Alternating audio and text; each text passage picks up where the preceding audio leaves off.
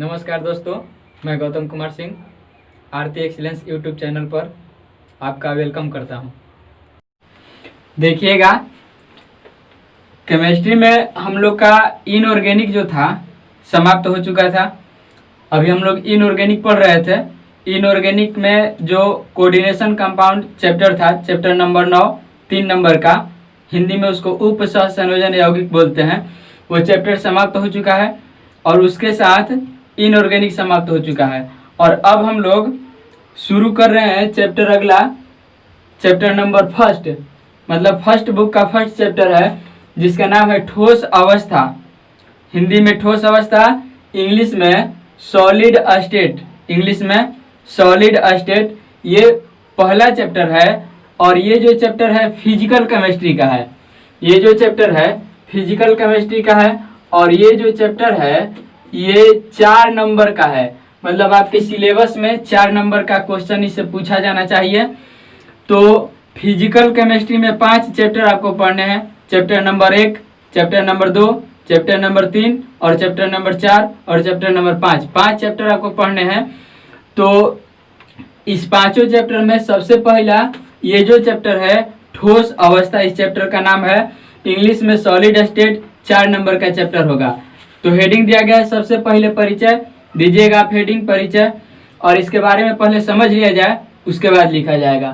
तो ठोस अवस्था जो चैप्टर का नाम है, नाम से ही इस बात के पता चल रहा है कि इस चैप्टर में केवल और केवल ठोस पदार्थों के बारे में ही पढ़ना है ना। जैसे कि आपको पता है कि पदार्थ की मुख्य रूप से 3 अवस्थाएं होती है, ठोस, द्रव और गैस। ये पदार्थ के मुख्य रूप से 3 अवस्थाएं होती हैं। ऐसा हम लोग फर्स्ट ईयर में पढ़े थे। तो अब यहाँ पे जो ठोस अवस्था होता है पदार्थ का, उसी का एक चैप्टर बना दिया गया है जिसका नाम है ठोस अवस्था चैप्टर। अब इसके परिचय में हम लोग समझेंगे क्या है ठोस अवस्था। तो ठोस के बारे में आपको पता होगा कि ठोस पदार्थ की वह भौतिक अवस्था है। क्या है? भौतिक अवस्था। पदार्थ के भौतिक अवस्थाएं जो हैं मुख्य रूप से 3 तरह के, एक ठोस अवस्था, दूसरा द्रव अवस्था और तीसरा गैस अवस्था। तो हम लोगों को ठोस अवस्था के बारे में पढ़ना है।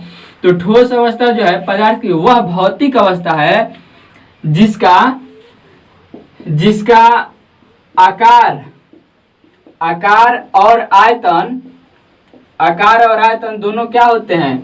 दोनों जो है निश्चित होते हैं। आकार और आयतन दोनों निश्चित होते हैं। उसे हम लोग बोलते हैं क्या? उसे हम लोग ठोस पदार्थ बोलते हैं, ठोस अवस्था बोल सकते हैं। मतलब वैसा पदार्थ जिसका आकार भी निश्चित हो जाए, आयतन भी निश्चित हो जाए, है ना, उसी को बोलेंगे क्या? ठोस। उसी को ठोस बोलेंगे। तो ये परिचय के रूप में परिभाषा हुआ ठोस पदार्थ का कि आखिर ठोस पदार्थ कहेंगे किसे। तो आपको बात समझ में आई होगी कि वह पदार्थ जिसका आकार भी क्या हो? निश्चित हो और आयतन भी निश्चित हो, उसी को हम लोग बोलेंगे क्या? ठोस बोलेंगे। जैसे में आपको ये मार्कर दिख रहा है, मार्कर के आकार जो है ना निश्चित है। इसको कहीं भी रखिए, इसका आकार निश्चित रहेगा, आकार बदलेगा नहीं।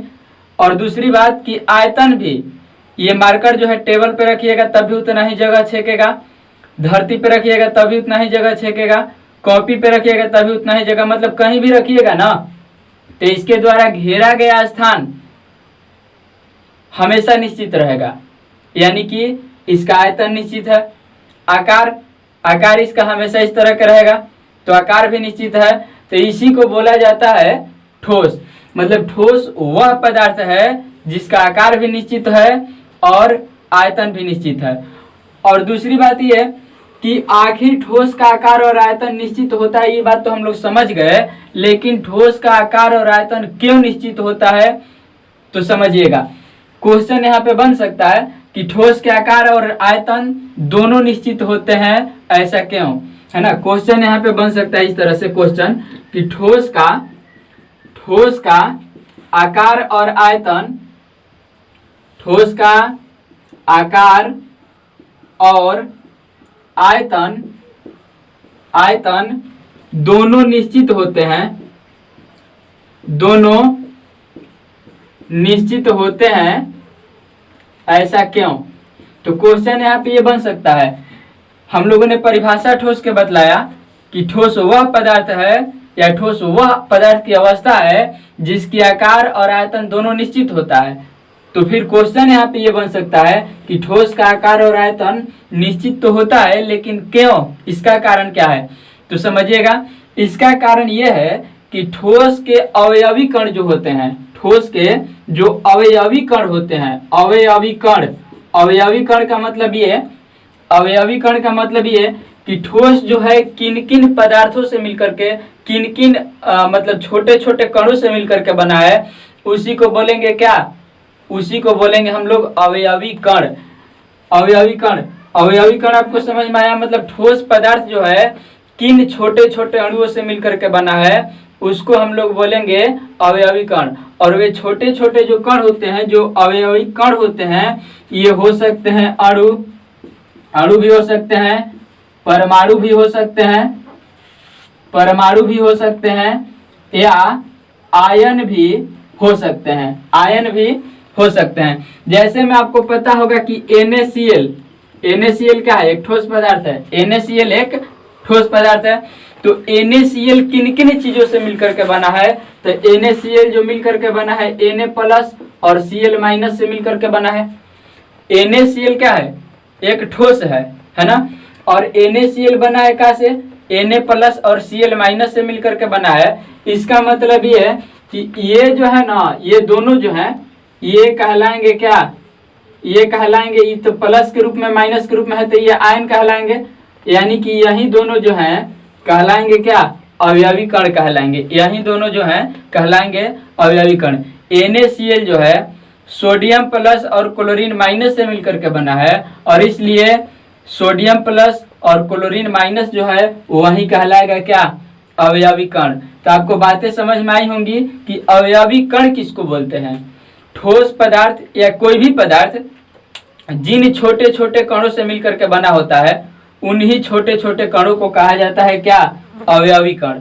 और अवयवी कण के रूप में अणु भी हो सकते हैं, परमाणु भी हो सकते हैं, आयन भी हो सकते हैं। तो अब बात यह है कि ठोस का आकार और आयतन दोनों निश्चित क्यों होते हैं? तो हम लोगों ने समझ लिया कि अवयवी कण क्या होता है ना? अब देखिए, ठोस पदार्थ में होता यह है कि अवयवी कण जो होते हैं, जैसे NaCl यहाँ पे उदाहरण लिया गया था, तो Na है प्लस और Cl है क्या? माइनस। तो इन दोनों के बीच में जो दूरी होती है, जो दूरी, वह दूरी बिल्कुल ना के बराबर होता है, नगण्य होता है। यानी कहने का मतलब कि इसमें ठोस पदार्थ में अवयवी कण जो होते हैं वे एक दूसरे के काफी नजदीक होते हैं, काफी नजदीक होते हैं, है ना? मतलब ठोस पदार्थ के जो अवयवी कण है, अवयवी कण मतलब जिनसे ठोस पदार्थ मिलकर के बना हुआ है, वे कण जो है एक दूसरे के काफी नजदीक होते हैं। काफी नजदीक मतलब उनके बीच में दूरी जो है बिल्कुल नहीं होती है, यानी कि उनके बीच की दूरी जो होती है नगण्य, मतलब ना के बराबर होता है। आई बात समझ में? तो जब एक दूसरे के काफी नजदीक होंगे तो उनके बीच जो है आकर्षण बल जो है ज्यादा लगेगा, अधिक आकर्षण बल लगेगा, है ना? अधिक आकर्षण बल लगेगा यदि दोनों अवयवी कण एक दूसरे के काफी नजदीक होंगे। तो जब नजदीक होंगे काफी, तो आकर्षण बल अधिक लगेगा, और आकर्षण बल अधिक जब लगेगा तो उनके जो अवयवी कण हैं एक दूसरे के साथ काफी मजबूती से बंधे हुए रहेंगे, और काफी मजबूती के साथ जब बंधे हुए रहेंगे, इसलिए वे क्या हो जाते हैं? ठोस हो जाते हैं। इसलिए वे ठोस हो जाते हैं। और एक बात यह है, इसलिए ठोस का आकार और आयतन जो है क्या होता है? निश्चित, क्योंकि उसके जो कण है ना काफी अधिक आकर्षण बल से बंधे हुए होते हैं। तब बंधे हुए रहेंगे तो बिखर नहीं पाएंगे, और बिखर नहीं पाएंगे इसका मतलब क्या है? कि उसका आकार जो है निश्चित हो गया, उसको रहने के लिए जगह चाहिए जो वह भी क्या हो गया? निश्चित हो गया। कभी कभी ये क्वेश्चन भी होता है कि ठोस असंपीड्य होते हैं, ठोस असंपीड्य होते हैं, या ठोस जो है कठोर होते हैं। ठोस जो है असंपीड्य होते हैं। असंपीड्य देखिए यहाँ पे असंपीड्य लिख रहे हैं, असंपीड्य, असंपीड्य, ठोस जो है असंपीड्य होते हैं या ठोस जो है कठोर होते हैं। तो क्यों ठोस असंपीड्य होते हैं और क्यों कठोर होते हैं? तो असंपीड्य का मतलब होता है उस पर दाब का प्रभाव नहीं पड़ता है। असंपीड्य का मतलब क्या? उस पर दाब का प्रभाव नहीं पड़ता है। कठोर मतलब आप समझते ही हैं। तो कठोर होने का कारण, असंपीड्य होने का कारण यही है कि ठोस के अणु जो होते हैं, ठोस के अवयवी कण जो होते हैं, एक दूसरे के काफी नजदीक हो जाते हैं। और जब काफी नजदीक होते हैं तो उनके बीच आकर्षण बल काफी मजबूत लगता है, जिसके वजह से उस पर दाब का कोई प्रभाव नहीं पड़ता है। उसके अवयवी कण एक दूसरे से काफी मजबूती के साथ बंधे हुए होते हैं, जिसके वजह से उस पर दाब का कोई प्रभाव नहीं पड़ता है, यानी कि वह असंपीड्य होता है और वह कठोर होता है। और यही कारण है कि इसका आकार और आयतन भी क्या हो जाता है? निश्चित हो जाता है। तो हमें उम्मीद है आपको समझ में आया होगा इसके बारे में कि मतलब ठोस क्या है। तो परिचय के बारे में हम लोगों ने समझ लिया। अब परिचय हेडिंग देने के बाद आप लिखिएगा, बोल रहे हैं, है ना। परिचय हेडिंग दीजिए सब लोग। देने के बाद अब इसके बारे में लिखा जाए, जो बात हम लोग अभी समझे बोर्ड पे कि क्या होता है ठोस, है ना, क्या होता है अवयवी कण, क्यों ठोस कठोर होता है, यही सारी बातें हम लोगों को लिखना है। और ठोस में एक और खास गुण ये होता है कि ठोस में बहने की प्रवृत्ति नहीं पाई जाती है। बहने की प्रवृत्ति मतलब जैसे जल को टेबल पे रख देंगे तो जल बहने लगेगा, है ना। लेकिन ठोस को यदि टेबल पे रख दिया जाए तो ज्यों कहते हैं स्थिर पड़ा रहेगा, बह नहीं सकता है। ये सब ठोस के गुण है। तो हम लोग इसके बारे में भी लिखेंगे। सबसे पहले परिचय हेडिंग दिया जाए और परिचय में लिखिएगा। लिखा जाए पदार्थ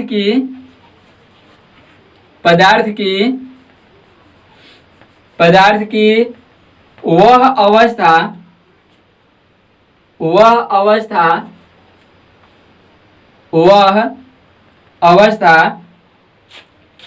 जिसका आकार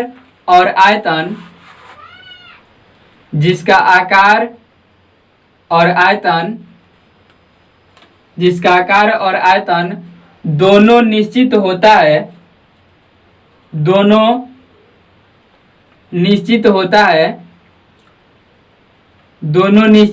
है, कामा दीजिएगा, दोनों निश्चित होता है, उसके बाद कामा दीजिएगा, उसे ठोस कहते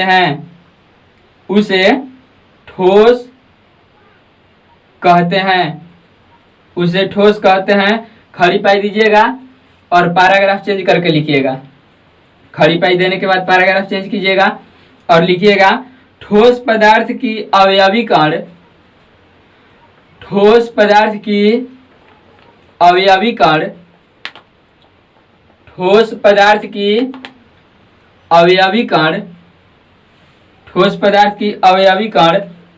और देखिएगा अवयवी कण लिखने के बाद ब्रैकेट दीजिएगा और ब्रैकेट में लिखिएगा अणु ओब्लिक दे करके परमाणु, फिर ओब्लिक दे करके आयन और ब्रैकेट को बंद कर दीजिएगा। अवयवी कण लिखने के बाद ब्रैकेट में इसको लिखिएगा जो बोर्ड पे लिखा गया है, अणु परमाणु आयन। इसके बाद ब्रैकेट बंद कीजिएगा और फिर लिखिएगा एक दूसरे के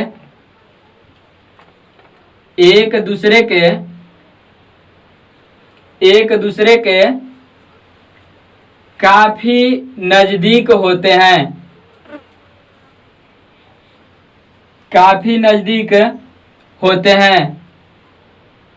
एक दूसरे के काफी नजदीक होते हैं, जिसके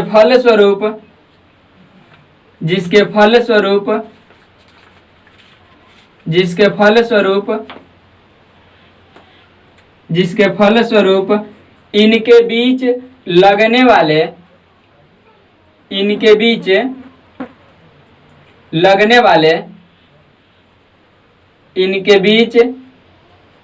वाले आकर्षण बल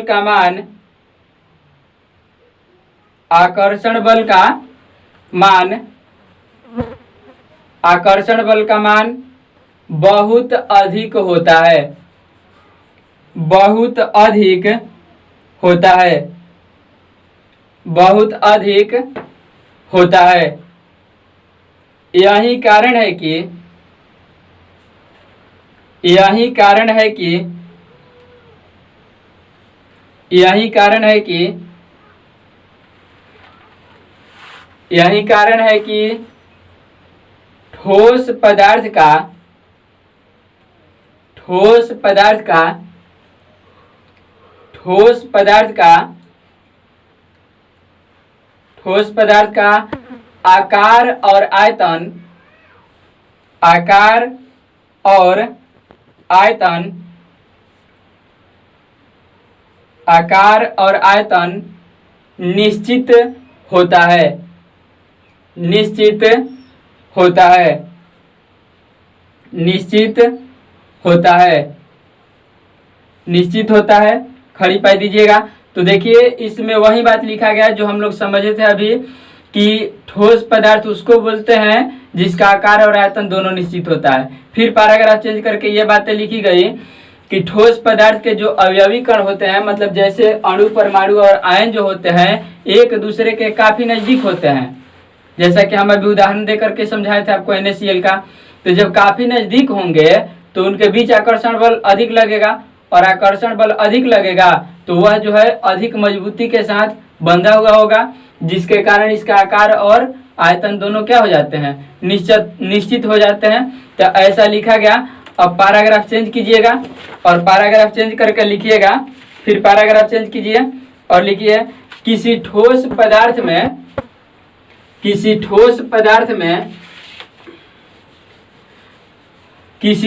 पदार्थ में निम्न गुण पाए जाते हैं।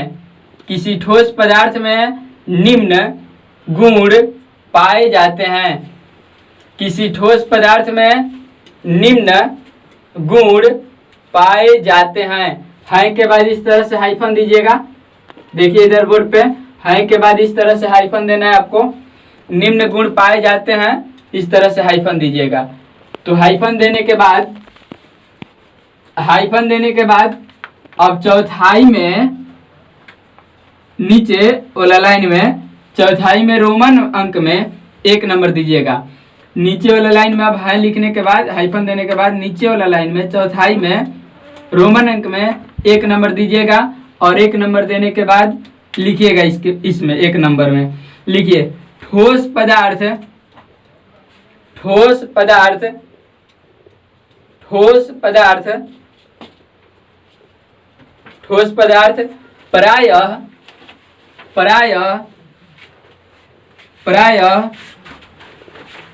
प्रायः दृढ़ इस तरह से,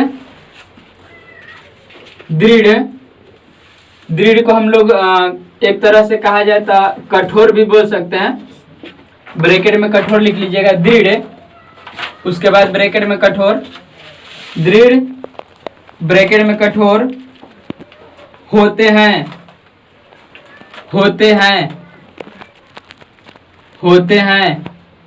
खड़ी पाई दीजिएगा। मतलब लिखा गया सबसे फर्स्ट नंबर में लिखा गया ना कि ठोस पदार्थ के निम्न गुण होते हैं। तो ये सब जो हम लोग रोमन अंकों में देख करके लिख रहे हैं, ये क्या है, ठोस पदार्थ के गुण हैं कि मतलब ठोस पदार्थ में क्या क्या खूबियां होती है, क्या क्या कमियां होती हैं, ये बात लिखा गया। तो यहाँ पे लिखा गया नंबर 1 में कि ठोस पदार्थ जो होते हैं वे प्रायः दृढ़ होते हैं। दृढ़ मतलब कठोर होते हैं। मतलब ठोस पदार्थ जो होते हैं प्रायः मतलब ज्यादातर स्थितियों में कठोर अवस्था में पाए जाते हैं। आई बात समझ में। इसके बाद 1 नंबर के नीचे 2 नंबर दीजिएगा रोमन अंक में। 1 नंबर के नीचे रोमन अंक में 2 नंबर दीजिएगा और 2 नंबर में लिखिएगा इनका आकार तथा आयतन, इनका आकार तथा आयतन, इनका आकार तथा आयतन दोनों निश्चित होता है। दोनों निश्चित होता है। दोनों निश्चित होता है।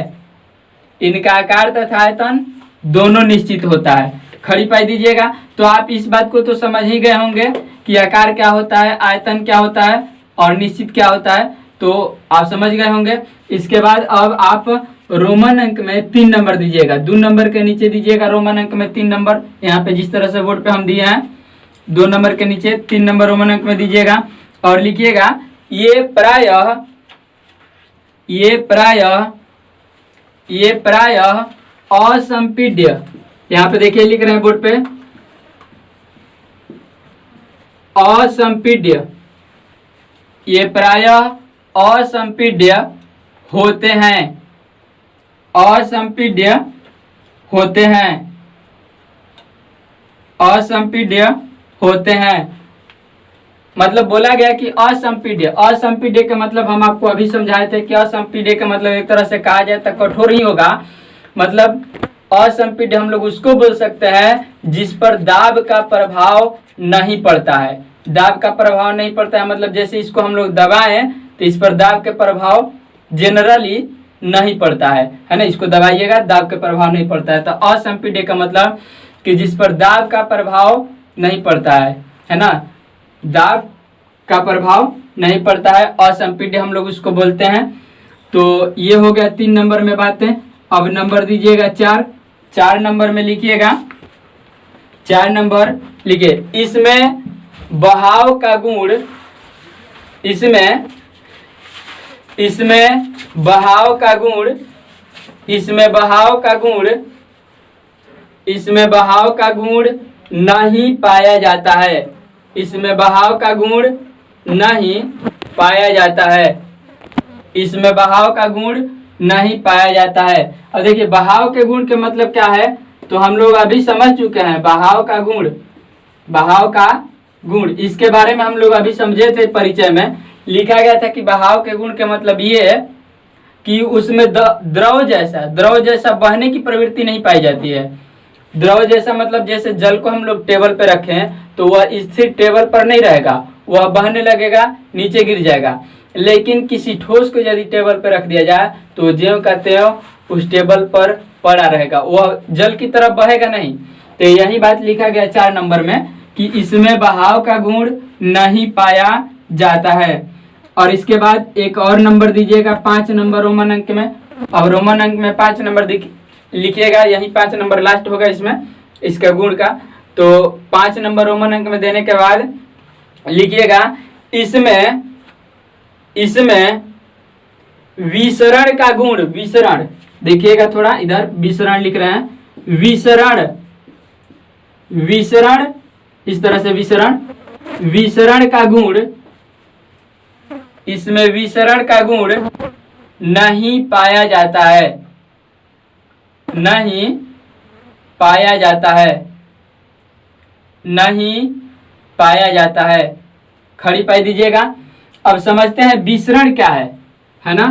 तो विसरण क्या है इस बात को समझा जाए। देखिए जैसा कि अभी हम लोग बहाव के बारे में बात कर रहे थे कि जल जो होता है, द्रव जो होता है वह बहने लगता है, तो बहाव है। विसरण भी क्या है तो विसरण भी एक तरह का बहाव है। विसरण का मतलब क्या है, एक तरह का बहाव। लेकिन फिर अंतर क्या है विसरण में और बहाव में, तो अंतर यह है कि बहाव का मतलब हुआ जैसे जल को हम लोग धरती पे खुला रख देंगे तो वह धरती के सतह को पकड़े हुए बहेगा, है ना। उसको हम लोग क्या बोलेंगे, बहाव बोलेंगे। जल जो है यदि धरती पे रख दिया जाए, टेबल पे रख दिया जाए तो वह टेबल के सतह को पकड़े हुए बहेगा, है ना। तो उसको बोलेंगे हम लोग क्या, बहाव। और विसरण जो है ना, विसरण जो है वह निचला सतह को पकड़ करके नहीं, यह जो है गैस के बहाव, गैस जैसे मान लिया जाए स्प्रे का बोतल खोला जाए तो क्या स्प्रे जो है वह धरती के सतह को पकड़ करके आगे बढ़ेगा, ऐसा तो है नहीं। वह वायुमंडल में आगे बढ़ता है, यानी कि हवा में, वायु में बढ़ता है ना। तो उसको बोलते हैं क्या, विसरण। मतलब विसरण मतलब आपको समझ में आया कि जैसे स्प्रे का कोई बोतल खोला जाए तो वह धरती को पकड़ करके, धरती के सतह को पकड़ करके नहीं बहेगा, वह वायुमंडल में, हवा में, है ना, हवा में मिश्रित हो जाता है, बहने लगता है, तो उसको बोलते हैं विसरण। और बहाव का मतलब जो धरती के सतह को पकड़ करके या किसी सतह को पकड़ करके आगे बढ़े, बहे, उसको बहाव बोलेंगे। तो लिखा गया 5 नंबर में कि विसरण का गुण नहीं पाया जाता है। विसरण का गुण नहीं पाया जाता है मतलब क्या? मतलब कि गैसों जैसा ये हवा में या वायुमंडल में बहने का गुण इसमें नहीं पाया जाता है, ये बात लिखा गया। तो ये जो परिचय हम लोग हेडिंग दिए थे, परिचय हो गया। देखिएगा अब अगला हेडिंग होगा ठोस पदार्थ के प्रकार। अभी हम लोग ठोस पदार्थ के परिचय के बारे में बात किए थे कि ठोस पदार्थ किसे कहते हैं और ठोस पदार्थ का गुण क्या होता है, उसमें खूबियां क्या होती है, उसमें विशेषताएं क्या होती है, इस बात पर हम लोग अभी चर्चा किए थे। अब अगला हेडिंग दीजिएगा ठोस पदार्थ के प्रकार, टाइप्स ऑफ सॉलिड। ठोस पदार्थ के प्रकार, टाइप्स ऑफ सॉलिड। तो ठोस पदार्थ जो होते हैं 2 तरह के होते हैं। पहला नंबर में लिखा गया है क्रिस्टलीय। क्रिस्टलीय को हम लोग रवेदार ठोस भी कहते हैं, मतलब 2 नाम है, क्रिस्टलीय भी नाम है और क्रिस्टलीय का नाम एक और है, उसको रवेदार ठोस कहा जाता है। और दूसरा का जो प्रकार है वह है अक्रिस्टलीय, जिसको बेरवेदार ठोस कहते हैं। अब देखिए नाम में क्रिस्टलीय में यह अ लग गया है तो हो गया अक्रिस्टलीय, मतलब ठीक है कर उल्टा होगा। जो बातें इसमें होंगी उसकी विपरीत बातें इसमें होंगी, मतलब क्रिस्टलीय में जो बातें होंगी उसके उल्टी, मतलब उसकी विपरीत बातें होंगी किसमें? अक्रिस्टलीय में। तो थोड़ा सा आपको समझना है। तो सबसे पहले का काम आप हेडिंग दीजिए ठोस पदार्थ के प्रकार। ठोस पदार्थ के प्रकार हेडिंग देने के बाद 1 नंबर 2 नंबर को लिखिए क्रिस्टलीय या रवेदार ठोस, 2 नंबर में अक्रिस्टलीय बेरवेदार ठोस, और उसके बाद ये दोनों नाम लिखने के बाद आप हेडिंग दीजिए फिर से 1 नंबर में क्रिस्टलीय या रवेदार ठोस। रवेदार लिखा गया है, क्रिस्टलीय या रवेदार ठोस। तो आपको हेडिंग देना है ये, इसके बाद ये 2 प्रकार के हैं तो दोनों नाम लिखेंगे और दोनों नाम लिखने के बाद ये 1 नंबर आप रवेदार ठोस यानी कि क्रिस्टलीय ठोस हेडिंग देंगे। अब देखिए समझना यह है कि क्या है क्रिस्टलीय ठोस। तो क्रिस्टलीय ठोस जो होते हैं ना, वैसे ठोस को कहेंगे क्रिस्टलीय ठोस जिनके अवयवी कण, अवयवी कण के बारे में अभी आप समझे थे कि अवयवी कण क्या होता है। अवयवी कण क्या होता है ये बात अभी आप समझे थे। अवयवी कण के मतलब अणु होगा, परमाणु भी हो सकता है ना, और क्या आयन भी हो सकते हैं, मतलब इन तीनों में से कोई हो सकता है। अवयवी कण जिन छोटे छोटे पदार्थों से मिलकर के ठोस बना होता है तो उसको अवयवी कण बोलते हैं। तो क्रिस्टलीय ठोस के परिभाषा में क्रिस्टलीय ठोस किसको कहेंगे तो समझिएगा, 1 लाइन का परिभाषा है, समझ में आपको आ जाएगा। मतलब क्रिस्टलीय ठोस हम लोग वैसे ठोस को कहेंगे जिसमें अवयवी कण जो होंगे ना, जिसमें अवयवी कण जो होंगे नियमित रूप से मतलब एक नियम के तरह, एक नियम के अंतर्गत, है ना, एक नियमित रूप से मतलब एक नियम के अंतर्गत एक निश्चित आधार पर, एक निश्चित पैटर्न पर त्रिविमीय व्यवस्था में, त्रिविमीय व्यवस्था मतलब, त्रिविमीय व्यवस्था का मतलब हम लोग बोल सकते हैं 3D, 3 डायमेंशन, त्रिविमीय, है ना। मतलब ये त्रिविमीय आप जानते होंगे कि 10th क्लास में पढ़ना था मैथ में, 2D निर्देशांक ज्यामिति में 2 डायमेंशन। तो उसमें 2 डायमेंशन मतलब एगो x अक्ष था, एगो y अक्ष था, लेकिन यहाँ पे बात हो रही है 3D, 3 डायमेंशन, त्रिविमीय, मतलब एगो इसमें z अक्ष भी होगा, x अक्ष, y अक्ष, z अक्ष भी होगा। तो वैसा ठोस पदार्थ जिसके अवयवी कण बोले मतलब ये अणु, परमाणु और आयन जो है निश्चित नियम के अंतर्गत त्रिविम में व्यवस्थित रहेंगे, है ना। एक नियम के अंतर्गत, एक नियम को फॉलो करते हुए त्रिविम में व्यवस्थित रहेंगे। तो वैसे ठोस को हम लोग बोलेंगे क्रिस्टलीय ठोस। आई बातें समझ में? मतलब वैसा ठोस पदार्थ जिसके अवयवी कण नियमित रूप से मतलब नियम का फॉलो करते हुए, नियम का पालन करते हुए त्रिविमीय व्यवस्था में, मतलब एक्स अक्ष, वाई अक्ष और जेड अक्ष में व्यवस्थित रहते हैं, तो वैसे ठोस को हम लोग बोलेंगे क्रिस्टलीय ठोस या रवेदार ठोस। वैसे ठोस को बोलेंगे हम लोग क्रिस्टलीय ठोस या रवेदार ठोस। तो लिखा जाए इसके बारे में, हेडिंग सब लोग दिए हैं, क्रिस्टलीय ठोस या रवेदार ठोस, तो इसके बारे में लिखिएगा, बोल रहे हैं। लिखिए, ऐसे ठोस पदार्थ, ऐसे ठोस पदार्थ, ऐसे ठोस पदार्थ, ऐसे ठोस पदार्थ जिनमें जिनमें जिनमें उसके अवयवी कण, उसके अवयवी कण, उसके अवयवी कण, अब देखिए अवयवी कण लिखने के बाद ब्रैकेट में एक बार फिर से लिख लीजिएगा, अणु, परमाणु और आयन, है ना। एक बार फिर से लिख लीजिएगा, ये अणु, परमाणु और आयन, इसको ब्रैकेट में लिख लीजिएगा। अवयवी कण लिखने के बाद ब्रैकेट में अणु, परमाणु, आयन, जो बोर्ड पे हम लिखे हैं लिखिएगा, ब्रैकेट बंद कीजिएगा। त्रिविम में, त्रिविम, इस तरह से त्रिविम, त्रिविम, त्रिविम में नियमित रूप से, नियमित रूप से, नियमित रूप से व्यवस्थित होते हैं, नियमित रूप से व्यवस्थित होते हैं, कामा दीजिएगा, कामा दीजिएगा, उसे उसे क्रिस्टलीय ठोस कहते हैं।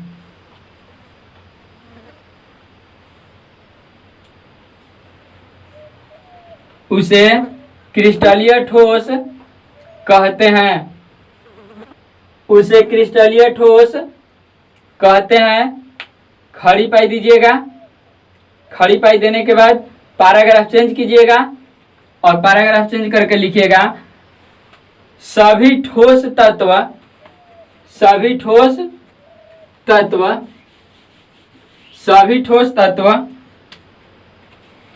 इसके बाद ब्रैकेट में लिखिएगा धातु एवं अधातु, धातु एवं अधातु, ब्रैकेट बंद कीजिएगा, धातु एवं अधातु, ब्रैकेट बंद कीजिएगा, तथा तथा यौगिक, यौगिक, यौगिक क्रिस्टलीय ठोस होते हैं, क्रिस्टलीय ठोस होते हैं,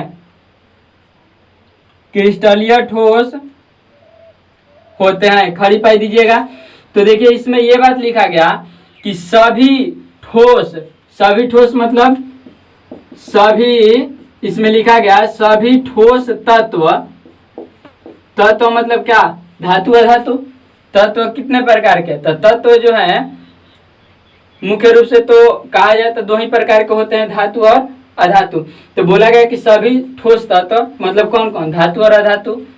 फिर लिखा गया तथा, तथा यौगिक, यौगिक मतलब वैसा यौगिक जो ठोस अवस्था में हो और वैसा धातु जो ठोस अवस्था में हो और वैसा अधातु जो ठोस अवस्था में हो, वे सब आते हैं क्रिस्टलीय ठोस के अंतर्गत। मतलब वह धातु जिसकी अवस्था क्या है, ठोस है। वैसे आपको पता होगा कि मरकरी जो है ना धातु है, लेकिन यह ठोस अवस्था में नहीं पाया जाता है, और ठोस अवस्था में नहीं पाया जाता है तो यह क्रिस्टलीय ठोस नहीं कहलाएगा। आई बात समझ में। मतलब वैसा धातु जो ठोस अवस्था में पाया जाता है, ऐसा धातु जो ठोस अवस्था में पाया जाता है, और वैसा यौगिक जो ठोस अवस्था में पाया जाता है, वही कहलाता है क्रिस्टलीय ठोस। आई बातें समझ में। तो ये अब इसमें एक फोटो बनाना पड़ेगा आपको, क्रिस्टलीय ठोस के संरचना किस तरह का होता है उसका फोटो हम बोर्ड पे बना रहे हैं। आप देखिए, देख करके उसको बनाइएगा, तब जा करके ये जो है क्रिस्टलीय ठोस के बारे में मतलब इसकी परिभाषा खत्म होगी और फिर उसके बाद हम लोग पढ़ेंगे इसका गुण। तो देखिएगा, ध्यान से गौर से देखिए फोटो, मतलब किस तरह से अवयवी कण जो है क्रिस्टलीय ठोस में व्यवस्थित होते हैं, इसको हम चित्र द्वारा प्रदर्शित कर रहे हैं। तो देखिए, चित्र बनाना है आपको इस तरह से कुछ। एक ये हो गया, कहा जाए तो मतलब इसको हम लोग वर्ग बोल सकते हैं। ये एक वर्ग हो गया, एक और वर्ग हो जाएगा। देखिए, एक और वर्ग हो जाएगा, यहाँ पे एक और वर्ग हो जाएगा। देखिए यहाँ पे ये जो है ये भी क्या हुआ, एक वर्ग हो गया। इसको मिलाएंगे, इसको भी मिलाएंगे, इसको भी मिला देंगे और इसको भी मिला देंगे। मिलाने के बाद ये जो है ये कहलाएगा एक्स अक्ष, इसको एक्स अक्ष बोल देंगे। इसको हम लोग बोल देंगे, इसको हम लोग बोल देंगे वाई अक्ष। और ये जो है ये कहलाएगा जेड अक्ष।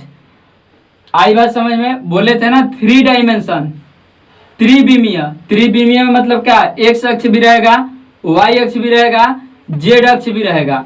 तो तीनों अक्ष आपको दिख रहा है।